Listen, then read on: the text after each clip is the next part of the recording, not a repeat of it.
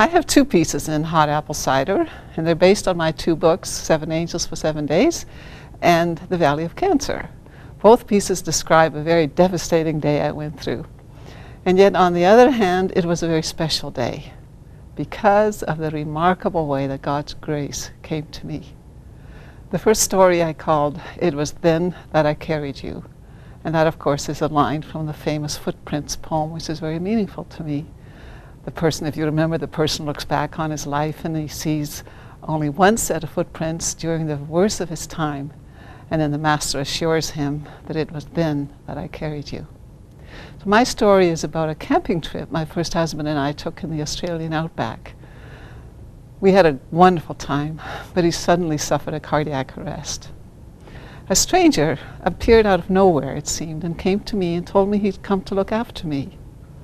He literally handed me over to the next person who basically said the same words. And then she in turn handed me over to another person.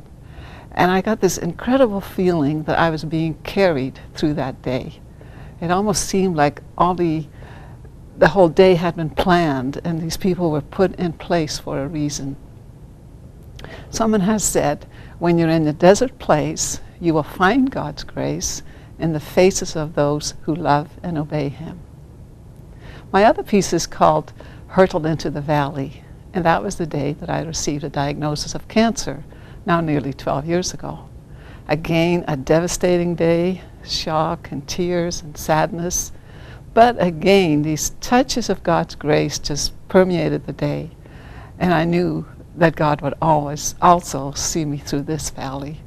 So that's it. God is real, God is good, and God has promised to be with us no matter what life throws at us.